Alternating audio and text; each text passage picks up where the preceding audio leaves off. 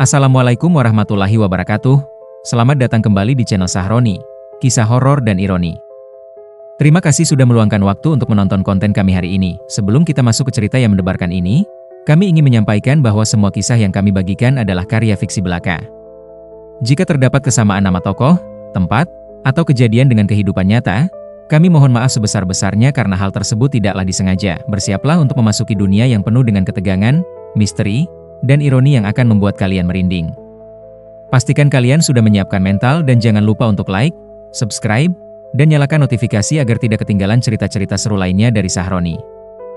Dusun Cempaka Arum dulunya dikenal sebagai kampung yang aman dan tentram. Sawah menghijau, suara burung berkicau setiap pagi, dan warga hidup rukun. Tapi sejak 3 bulan terakhir, semuanya berubah. Malam itu, di warung kopi pinggir jalan, 5 orang pria duduk melingkar. Asap rokok mengepul di udara yang lembab. "Pak Darmo, anak saya yang ketiga kemarin mendadak demam tinggi.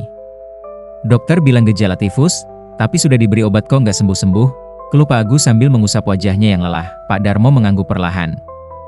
"Sama kayak anak saya, Mas. Sudah seminggu lebih muntah terus." Dokter bingung. Kata Bu Bidan, di dalam perutnya kayak ada yang bergerak-gerak. Aneh memang. Minggu lalu Bu Siti juga meninggal mendadak. Pas dimandikan, dari perutnya keluar paku dan kawat kecil-kecil, bisik Pak Hardi. Suaranya gemetar, semua terdiam.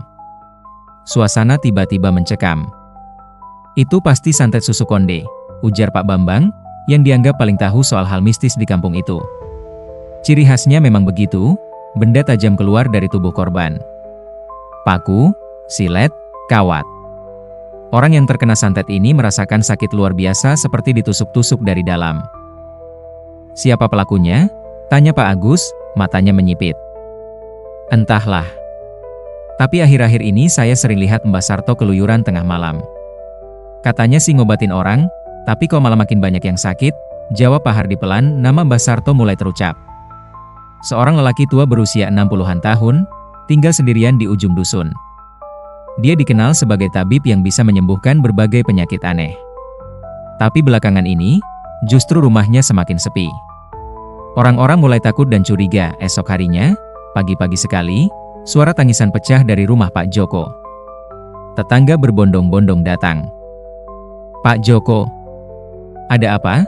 teriak Bu Nur sambil berlari. Di dalam rumah, Pak Joko duduk bersimpuh di samping istrinya, Bu Lastri, yang tergeletak lemah di kasur. Wajahnya pucat, bibirnya biru, dan tubuhnya menggigil hebat. Bu Lastri tadi malam teriak-teriak kesakitan. Katanya perutnya seperti ditusuk-tusuk dari dalam. Pagi ini dia muntah darah, dan lihat ini. Pak Joko mengangkat ember berisi muntahan. Di dalamnya, jelas terlihat beberapa paku kecil bercampur darah. Warga yang melihat langsung terperangah. Ada yang menutup mulut, ada yang mundur ketakutan. "Ini santet. Pasti santet susu konde," jerit Bu Nur. "Saya pernah dengar cerita dari Banyuwangi. Korbannya muntah paku dan kawat seperti ini. Artinya ada yang ngirim teluh. Siapa yang mau nyakitin Bu Lastri? Dia orang baik, gak pernah punya musuhan," ujar Pak Joko dengan air mata berlinang. Seorang ibu tua bernama Mbah Waginem tiba-tiba berkata, "Kemarin sore saya lihat Mbak Sarto lewat depan rumah ini sambil gumam-gumam. Tangannya pegang sesuatu yang dibungkus kain hitam." Semua mata tertuju pada Mbah Waginem. "Mbah yakin?" tanya Pak Joko. "Yakin. Saya lihat jelas." Matanya merah, seperti orang kerasukan, jawab Mbah Waginem. "Mantap." Kecurigaan pada Mbah Sarto semakin menguat. Sore harinya, beberapa warga berkumpul di rumah Pak Bambang untuk membicarakan situasi yang semakin mengkhawatirkan. Sudah ada 5 korban dalam 2 minggu terakhir. Bu Siti meninggal, Bu Lastri kritis, anak Pak Agus sakit keras, anak Pak Darmo juga. Belum lagi Pak Sentot yang tiba-tiba lumpuh sebelah badan, kata Pak Bambang membuka pembicaraan.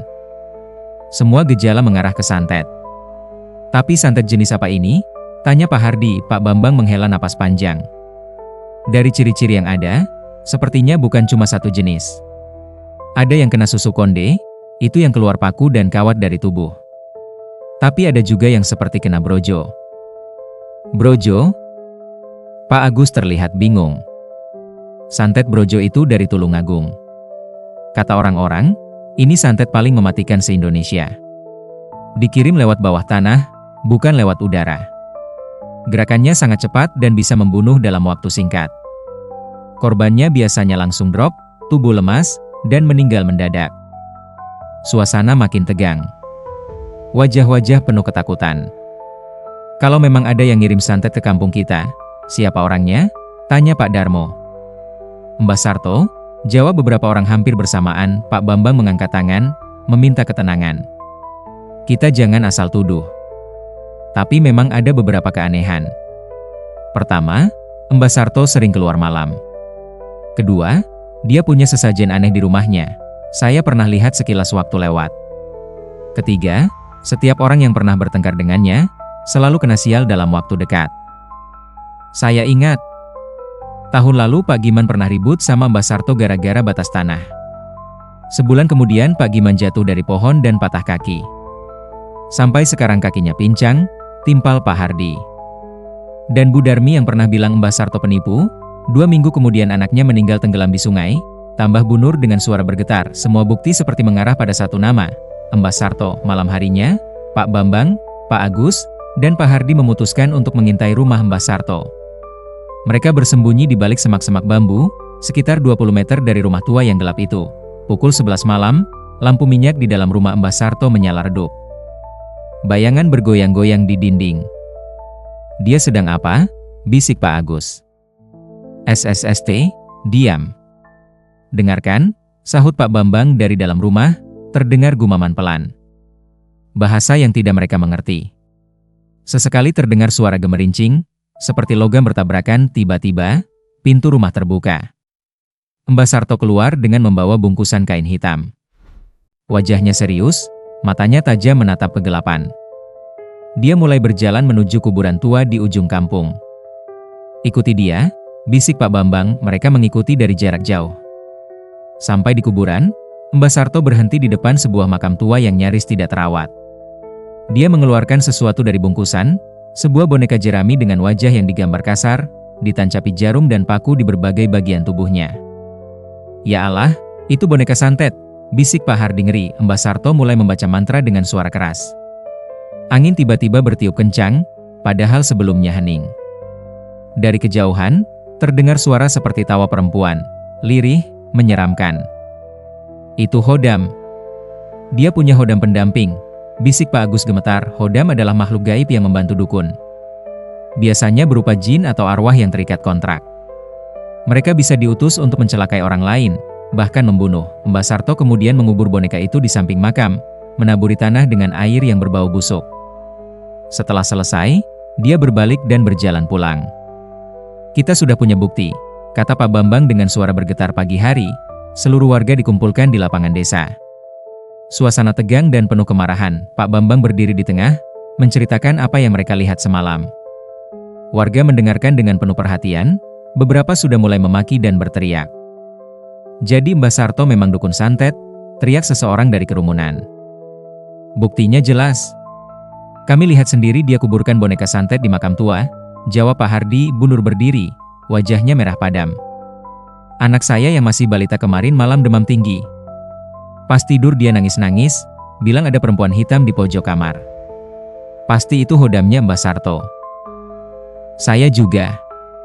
Ayam-ayam saya mati semua dalam semalam, tanpa sebab, seru Pak Sentot. Istri saya muntah paku. Siapa lagi kalau bukan dia? Teriak Pak Joko. Amarah masa mulai memuncak. Teriakan, tangkap Mbah Sarto, mulai menggema. Pak Bambang mengangkat tangan. Tapi kita harus hati-hati. Dia punya Hodam yang kuat. Kita perlu strategi. Hodam apa? Tanya seseorang. Dari suara yang kami dengar semalam, sepertinya Hodam perempuan. Mungkin kuyang atau pelesit. Kuyang itu makhluk gaib yang bisa terbang, sering muncul sebagai kepala perempuan dengan isi perut menggantung. Mereka sangat berbahaya, bisa membunuh dengan cepat. Sedangkan pelesit adalah jin yang dikirim untuk mengganggu atau membunuh target tertentu. Warga semakin ketakutan, tapi amarah mereka lebih besar. Apapun risikonya, kita harus tangkap dia. Kalau dibiarkan, kita semua bisa mati satu-satu, teriak Pak Agus. Setuju, sahut puluhan suara serentak. Sore hari, Sekitar 30 orang laki-laki berkumpul. Mereka membawa obor, bambu runcing, parang, dan beberapa membawa ayam hitam. Konon bisa mengusir hodam jahat. Kita gerebek rumahnya malam ini. Jangan sampai dia kabur, kata Pak Bambang. Bagaimana kalau hodamnya menyerang kita? Tanya seorang pemuda bernama Andi. Kita bawa ayam cemani. Kata orang tua-tua, darah ayam cemani bisa mengusir hodam. Dan kita juga bawa air zam-zam untuk perlindungan, jawab Pak Hardi. Tapi ingat, tujuan kita tangkap dia, bukan bunuh. Kita interogasi dulu, minta dia cabut santetnya. Kalau dia nolak, baru kita putuskan, Pak Bambang menegaskan. Namun, di dalam hati banyak yang sudah berniat lebih dari sekedar menangkap. Malam itu, langit gelap pekat. Tidak ada bintang, tidak ada bulan. Angin bertiup kencang, membawa aroma tanah basah dan sesuatu yang busuk. Rombongan warga berjalan pelan menuju rumah Mbah Sarto. Obor-obor mereka menerangi jalan setapak yang becek. Sesampainya di depan rumah, Pak Bambang mengetuk pintu keras. Mbah Sarto. Keluar. Tidak ada jawaban. Mbah. Kami tahu kau di dalam. Keluar sekarang atau kami dobrak. Masih sepi, Pak Agus tidak sabar. Dia menendang pintu. Sekali, dua kali, pintu kayu tua itu jebol, mereka masuk. Rumah gelap, hanya cahaya obor yang menerangi. Bau kemenyan dan sesuatu yang busuk menyengat hidung. Di mana dia? Tanya Pak Hardi sambil menyoroti sekeliling dengan obor. Tiba-tiba, di pojok ruangan, Mbah Sarto duduk bersila. Wajahnya tenang, tapi matanya merah menyala. Kalian mencari saya? Suaranya pelan tapi menusuk. Mbah Sarto, kami tahu kau dukun santet. Kau sudah membunuh banyak orang, teriak Pak Agus. Mbah Sarto tersenyum tipis. Kalian tidak mengerti apa-apa. Kami sudah lihat kau kuburkan boneka santet di kuburan. Kami dengar kau panggil hodam. Pak Bambang menunjuk dengan jari gemetar. Kalian salah paham? Cukup. Lihat ini. Pak Hardi mulai menggeledah rumah. Di sudut, mereka menemukan altar kecil. Di atasnya ada foto-foto beberapa warga kampung, ditancapi jarum. Ada rambut yang diikat, paku-paku kecil, botol berisi cairan merah, dan beberapa boneka jerami. Ini bukti. Kau memang dukun santet, teriak seseorang. Masa mulai meraung. Beberapa langsung menarik Mbah Sarto dari duduknya. Dia tidak melawan, hanya menatap dengan tatapan kosong yang menakutkan. Mbah Sarto diseret keluar rumah. Di halaman, dia dilempar ke tanah. Warga mengelilinginya dengan wajah penuh amarah. Akui. Kau yang kirim santet ke Bu Siti. Ke Bu Lastri. Ke anak-anak kami, bentak Pak Joko sambil menendang Mbah Sarto. Mbah Sarto meringis kesakitan. Darah mulai keluar dari sudut bibirnya. Saya tidak pernah bohong. Lalu untuk apa foto-foto itu? Untuk apa boneka-boneka itu? Pak Agus menarik rambutnya kasar. Itu untuk mengobati, bukan untuk menyakiti. Jawab Mbah Sarto lemah. Mengobati dengan cara santet? Kau pikir kami bodoh? Teriak Bu Nur, meludahi wajah Mbah Sarto. Interogasi berlanjut dengan semakin brutal. Beberapa orang menampar, menendang, menarik-narik tubuh tua itu. Mbah Sarto menangis, memohon, tapi tidak ada yang mendengarkan. Cabut santetmu. Sekarang, teriak Pak Bambang. Saya tidak bisa, karena saya tidak pernah mengirim santet. Jawab Mbah Sarto dengan suara terputus-putus. Amarah masa tidak terbendung lagi. Tiba-tiba, angin bertiup sangat kencang. Obor-obor hampir padam. Dari kegelapan, terdengar suara tawa perempuan. Keras, menakutkan. Semua orang terdiam. Ketakutan mulai merayap. Apa itu? Bisik seseorang dari balik pepohonan. Muncul bayangan hitam melayang. Bentuknya seperti perempuan dengan rambut panjang terurai, tapi tidak ada kaki. Wajahnya pucat, mata melotot, mulut terbuka lebar menampakkan gigi-gigi tajam. Kuyang, teriak Pak Hardi. Kuyang adalah makhluk gaib yang sangat ditakuti. Konon, mereka adalah penjelmaan dari perempuan yang mempraktikkan ilmu hitam. Di malam hari, kepala mereka bisa lepas dari badan dan terbang membawa isi perut yang menggantung. Mencari mangsa, warga mulai panik. Beberapa berlari, beberapa masih bertahan sambil gemetar. Jangan lari. Itu hanya ilusinya. teriak Pak Bambang, meskipun suaranya juga bergetar tapi bayangan itu semakin dekat. Suara tawanya semakin keras. Tiba-tiba, salah seorang pemuda jatuh pingsan, mulutnya berbusa. "Andi, bangun!" Teman-temannya mengguncang tubuhnya. Mbah Sarto, yang masih tergeletak di tanah, tersenyum lemah. "Kalian sudah membangunkan mereka." "Mereka? Berapa banyak hodam yang kau pelihara?" bentak Pak Agus. "Bukan saya yang pelihara, mereka yang memelihara saya," jawab Mbah Sarto samar. Tiba-tiba, dari tanah di sekitar mereka, mulai muncul bayangan-bayangan hitam. Bentuknya beragam, ada yang seperti anak kecil dengan mata hitam pekat, ada yang seperti orang tua bungkuk, ada yang seperti hewan berkepala manusia. "Ini hodam-hodam yang dia kontrol," teriak seseorang, namun, sebenarnya bukan Mbah Sarto yang memanggil mereka. Amarah dan ketakutan masalah yang membuka pintu gerbang dunia gaib. Ketakutan membuat amarah semakin besar. Logika hilang, yang tersisa hanya naluri bertahan hidup. "Bunuh dia. Kalau dia mati, hodamnya akan hilang," teriak seseorang. "Jangan. Itu tidak benar." Pak Bambang berusaha menghentikan, tapi massa sudah tidak terkendali. Mereka mulai melempar batu ke tubuh Mbah Sarto. Pukulan demi pukulan, tendangan demi tendangan. "Cabut santetmu, atau kau mati di sini," teriak Pak Joko sambil mengangkat bambu runcing. Mbah Sarto, dengan wajah berlumuran darah, akhirnya berteriak, "Baiklah. Baiklah. Saya akan cabut. Tapi, lepaskan saya dulu, saya perlu alat." Warga agak mundur, memberi ruang. Mbah Sarto mencoba berdiri, tapi kakinya gemetar. Dia berjalan tertatih ke dalam rumahnya, diikuti beberapa orang. Di dalam, Mbah Sarto mengambil sebuah wadah berisi air dan beberapa daun. Tangannya gemetar. "Saya butuh ketenangan untuk melakukan ritual pencabutan. Ini tidak mudah, Brojo sangat kuat," katanya lemah. "Cepat, atau kami bakar rumahmu bersama kau di dalamnya," ancam Pak Agus. Mbah Sarto mulai membaca mantra. Tangannya bergetar, keringat bercucuran. Tapi di tengah ritual, dia tiba-tiba jatuh. Darah segar keluar dari mulut dan hidungnya.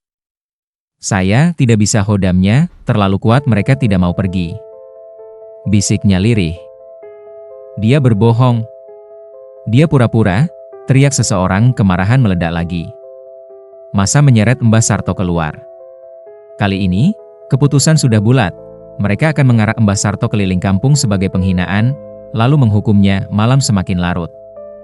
Hujan mulai turun rintik-rintik, tapi tidak menyurutkan amarah massa. Mbah Sarto diikat tangannya, lalu dipaksa berjalan di depan arak-arakan. Puluhan warga mengikuti dari belakang, membawa obor, bambu, dan benda-benda tajam. "Ini dia dukun santet yang sudah membunuh keluarga kita. Lihatlah wajahnya. Tidak ada penyesalan. Dia harus dibayar dengan nyawa." Teriakan-teriakan itu menggema di sepanjang jalan kampung. Warga yang rumahnya dilewati keluar, melihat dengan takut dan penasaran. Ada yang ikut memaki, ada yang hanya diam sambil berdoa. Seorang anak kecil, sekitar 7 tahun, melihat dari balik pintu. "Ibu, kenapa Mbah Sarto diarak kayak gitu?" Ibunya menutup pintu cepat. "Jangan lihat, nak. Itu urusan orang dewasa." Di sepanjang jalan, Mbah Sarto tersandung beberapa kali. Setiap kali jatuh, dia ditendang dan dipukuli. "Berdiri. Jalan terus. Rasakan penderitaan yang kau berikan pada kami." Mbah Sarto menangis. Air matanya bercampur darah. "Saya tidak bersalah, saya bersumpah di hadapan Tuhan. Jangan sebut nama Tuhan dengan mulut kotormu," bentak Bu Nur, meludahinya. Saat arak-arakan tiba di lapangan desa, Mbah Sarto dijatuhkan di tengah.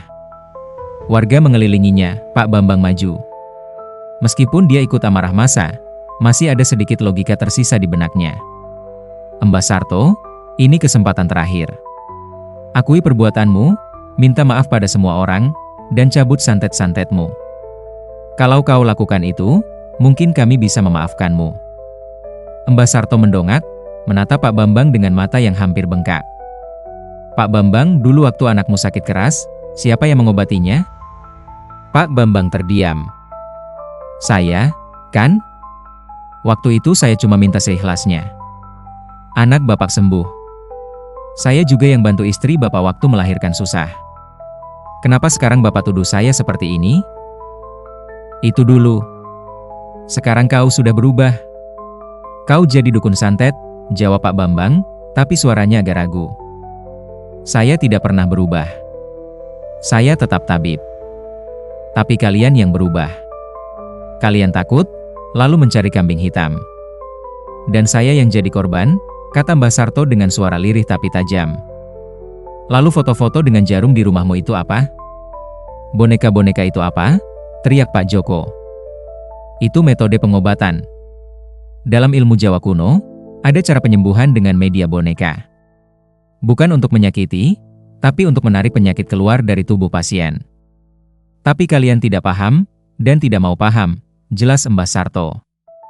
Omong kosong, teriak seseorang, tapi Mbah Waginem, nenek tua yang tadi ikut menuduh, tiba-tiba bersuara. Tunggu, saya ingat sesuatu, dulu saya juga pernah diobati Mbah Sarto pakai cara itu. Katanya dia harus bikin boneka dari jerami, lalu dia pindahkan penyakit saya ke boneka itu. Dan saya sembuh, suasana sedikit hening. Tapi kalau memang untuk ngobati, kenapa ada foto Bu Siti yang sudah meninggal? Tanya Pak Hardi. Karena saya mencoba menyelamatkannya. Tapi terlambat. Dia terkena santet brojo dari orang lain, bukan dari saya. Saya coba cabut, tapi santet itu terlalu kuat.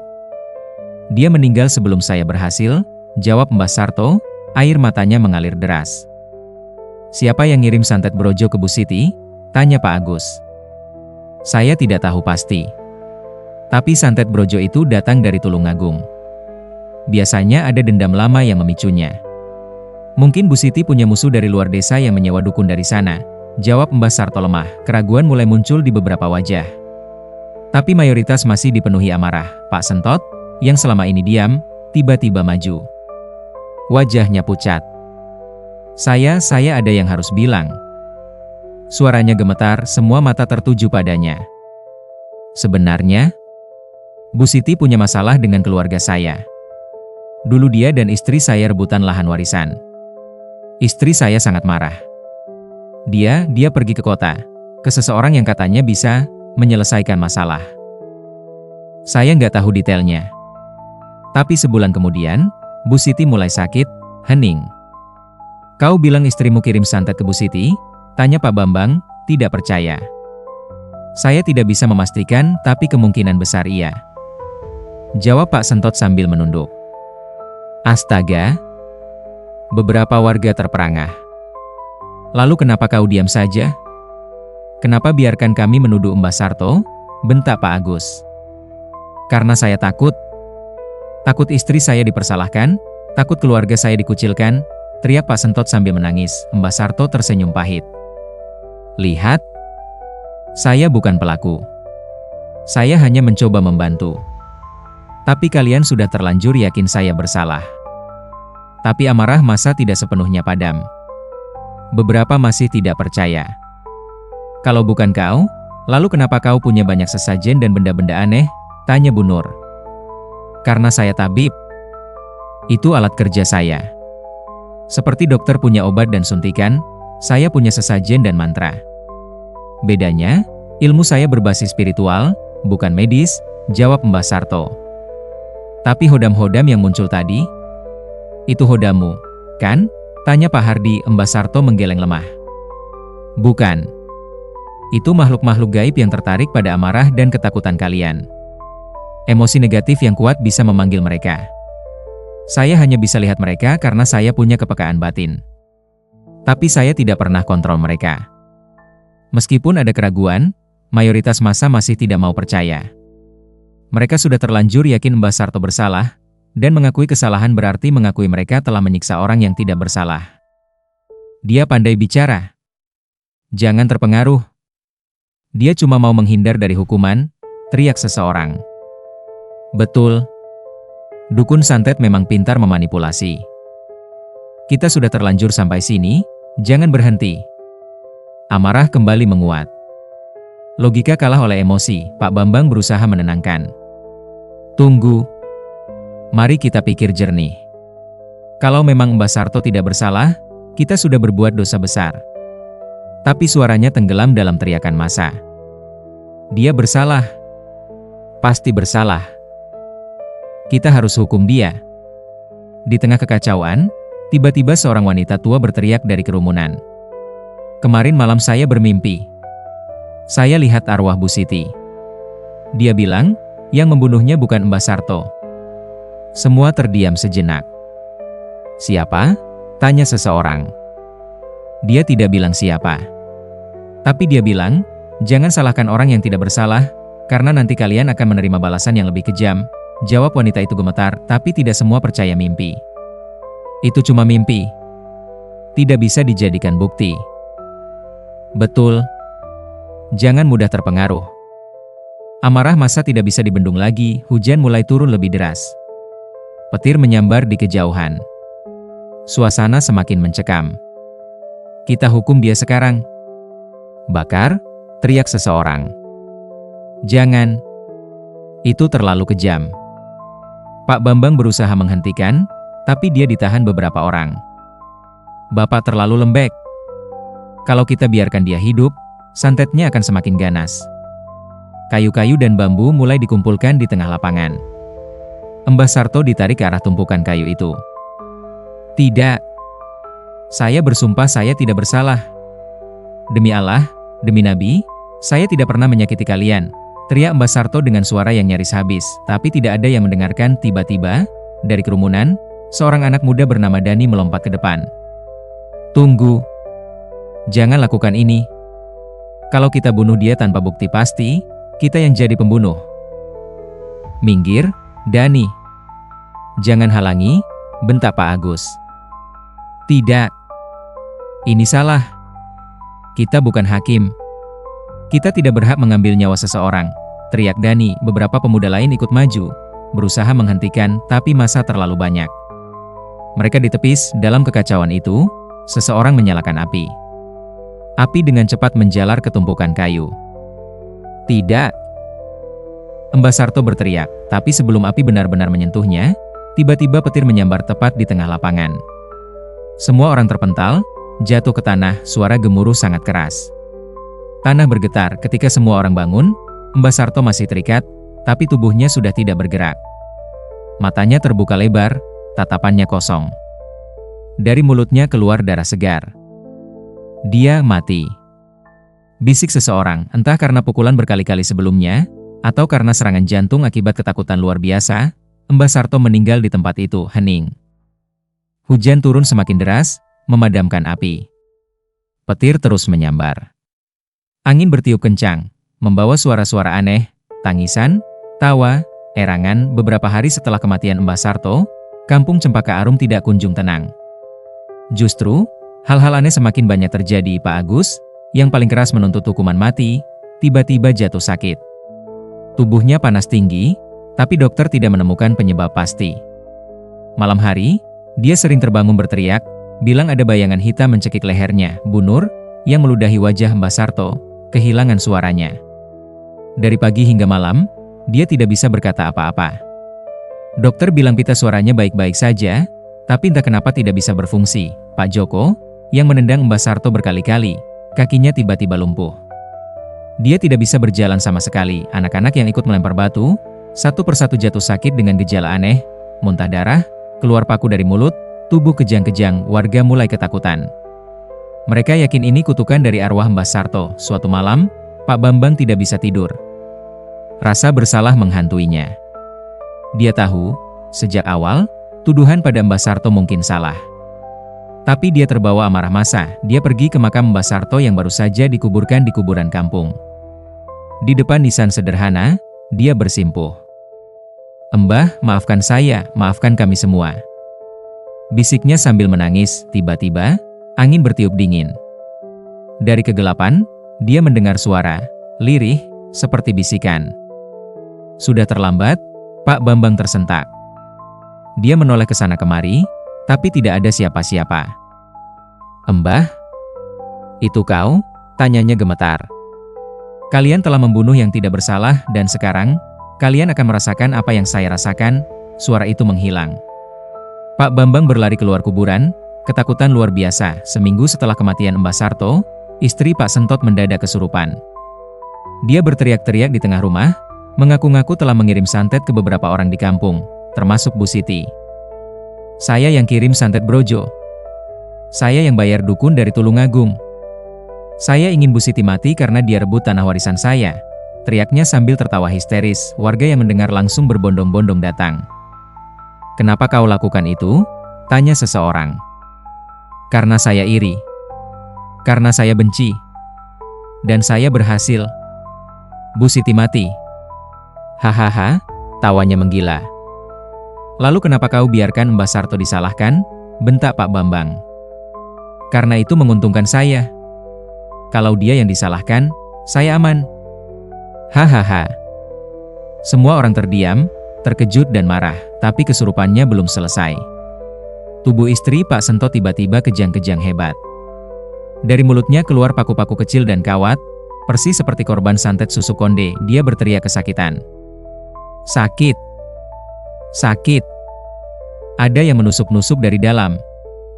"Ampun! Ampun!" Tidak ada yang bisa menolongnya. Dalam beberapa menit, dia meninggal di tempat dengan cara yang sangat mengerikan.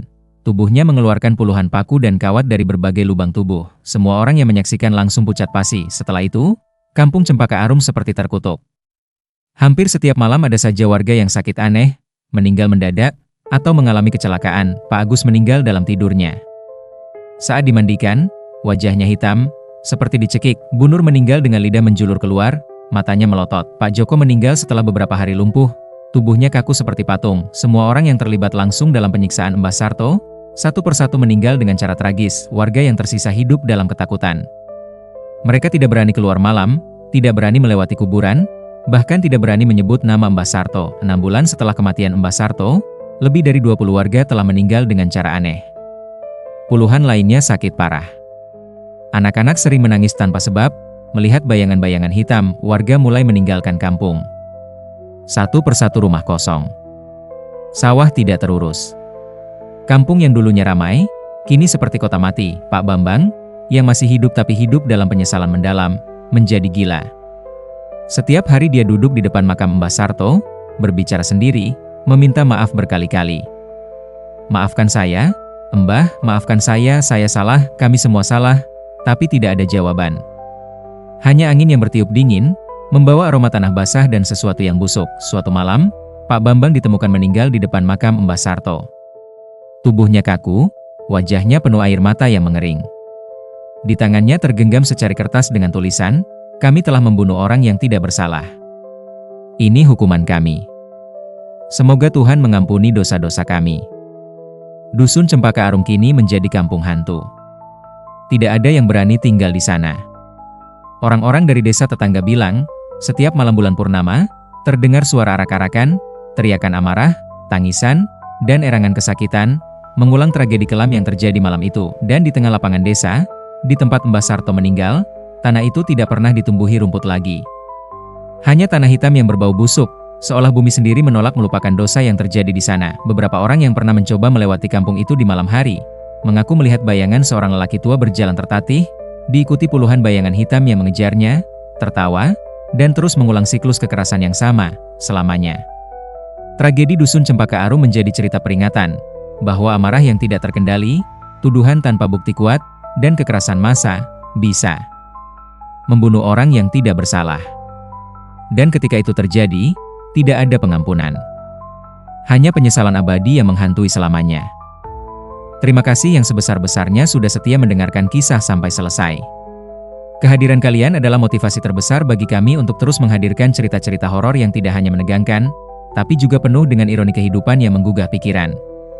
Jangan lupa untuk subscribe dan aktifkan notifikasi agar kalian tidak melewatkan kisah-kisah berikutnya yang pastinya akan membawa kalian masuk lebih dalam ke dunia misteri dan keanehan yang menggelitik rasa penasaran. Sampai jumpa kembali di cerita selanjutnya. Semoga malam kalian penuh kedamaian, dan keberanian kalian tak pernah surut menghadapi kegelapan. Wassalamualaikum warahmatullahi wabarakatuh.